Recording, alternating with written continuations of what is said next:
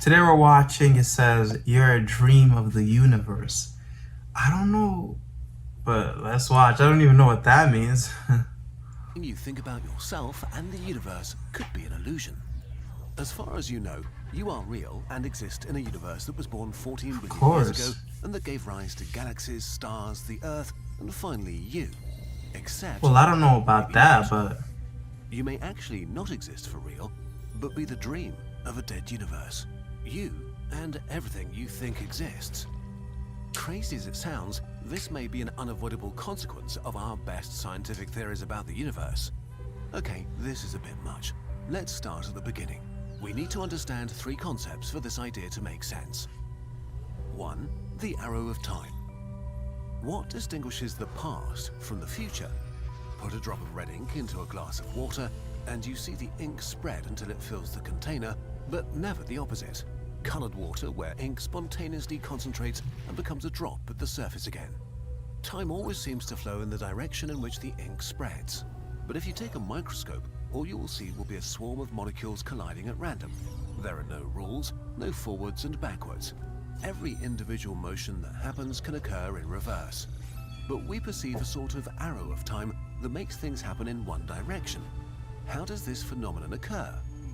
Well, this arrow of time is not actually fundamental, but a matter of probability. When ink molecules spread to fill a glass, there are many different slots of space they can occupy, and therefore many different possibilities to combine them. And just like your chances of winning the lottery grow the more tickets you have, the probability that ink molecules will end up filling the glass is much higher than the probability that they'll concentrate in just one spot. So it's not that the ink forming a drop again is forbidden by the laws of physics, it's just extremely unlikely. To see it, you'd have to wait about 10 to the power of 100 sextillion years, a 1 followed by 100 sextillion zeros.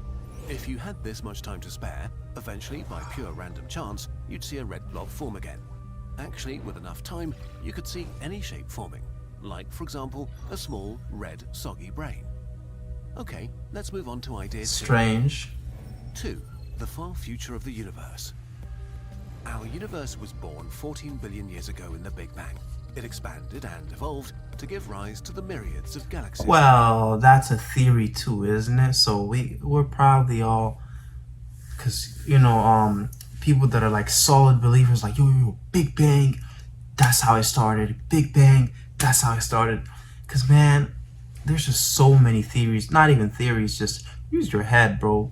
How the hell? I'm here right now in this room by myself, talking to myself, thinking. I'm a human, bro. There's Earth. There's girls that look beautiful out there. There's some guy out there in the world probably like being chased by a jaguar, or some guy eating a tiger. Well, that's probably highly unlikely, but in the world right now, there's someone doing something. And we're all Big Bang, basically? We weren't formed by the Big Bang, man. I'm sorry. I don't care how much I need scientific videos now. Like, show me the Big Bang happening, then I'll believe you. Or else, stop this nonsense. Like, no, just no. In other words, No. the universe is kind of a glass of water with a lot of ink doing stuff. It has an arrow of time. But the universe is not a static glass. It seems to be getting bigger at an ever-increasing speed because of dark energy. Basically, everything in it is getting more and more diluted. In about 100 trillion years, the last star will die. Then, few interesting things will happen for the next few decillions, vantillions, and googles of years. Eventually, the universe will be a dark place fully dominated by dark energy, a rapidly expanding ball of pure space almost devoid of matter. You might think that this would lead to the ultimate death of everything, but dark energy has one last surprise for you. In a universe dominated by dark energy, space expands so dramatically that it creates a cosmic horizon around you, a border beyond which nothing will ever be able to reach you, not even light. So for every practical purpose, the universe has become a glass of finite size about 36 billion light-years wide, surrounded by an impassable cosmic horizon. Such a universe glass is basically a giant black hole turned inside out. We know that due to quantum effects, all black holes emit a tiny amount of particles, a phenomenon known as Hawking radiation, and so does our inside-out black hole. In the end, this radiation will fill the universe glass with particles again. At this point, so far in the future, They'll that restart the universe has again? no more meaning, we've reached the true final state. The universe has now become a closed box full of particles at an extremely low but finite temperature. And since I they love have the temperature, animation though, they I've gotta undergo say. random motions. Or in other words, a glass filled with water and ink and an infinite amount of time ahead. Things are about to become interesting again. 3. Typing monkeys and fake universes. Eternity is a long, long time. So now, Really long. even the most extremely unlikely things can happen. The fluctuating particles are bumping into each other over and over and over again, creating every combination of particles that's possible.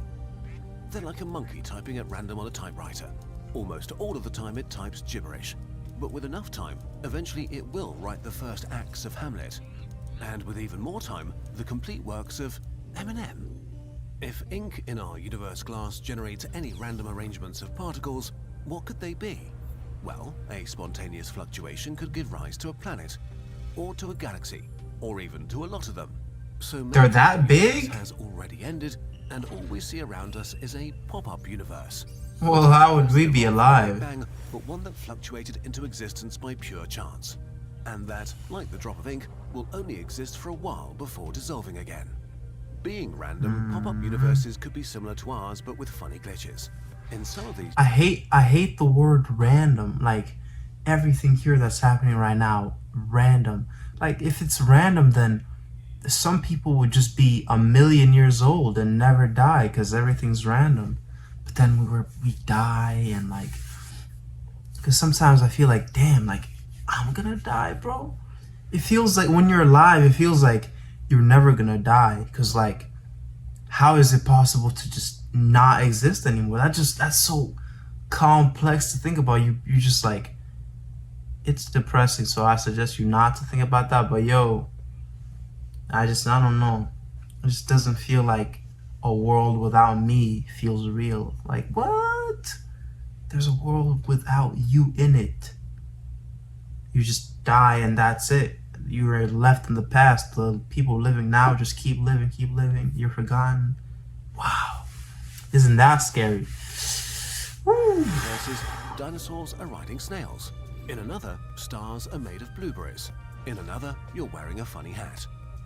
Scientists in such universes wouldn't understand those glitches, so maybe the greatest mysteries of physics are just nonsense bugs of our pop-up universe. But not all possible fluctuations of our dead universe have the same probability of occurring.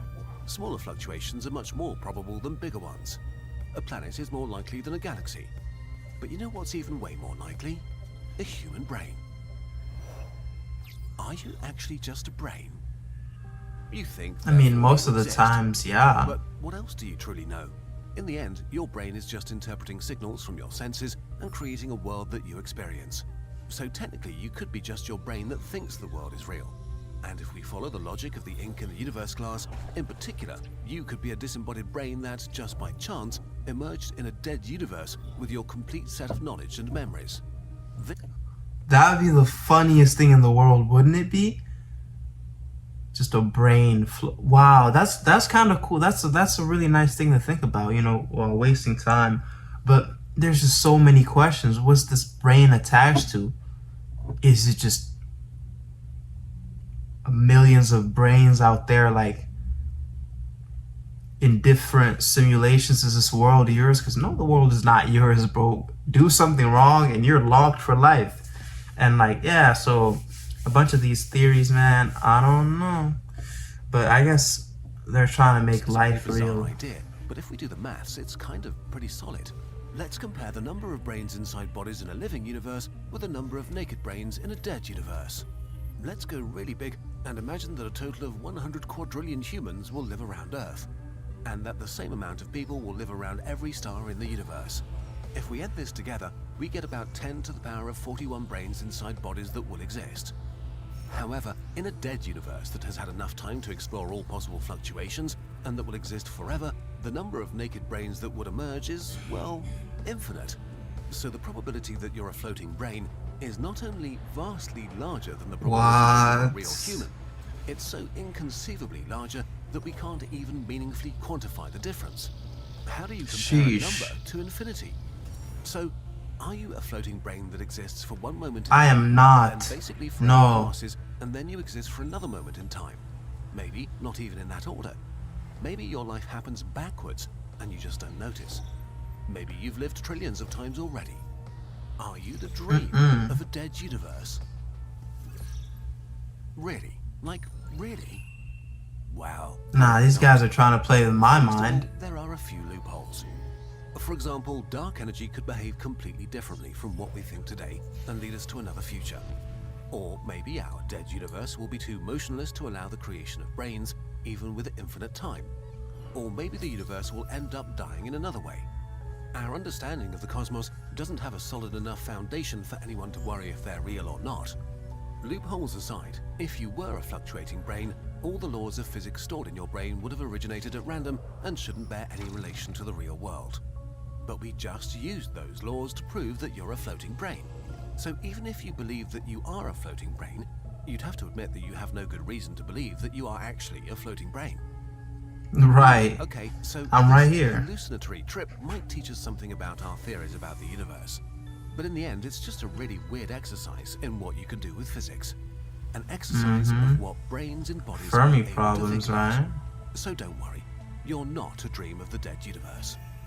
Probably. It's crazy. Some people believe that. It's crazy.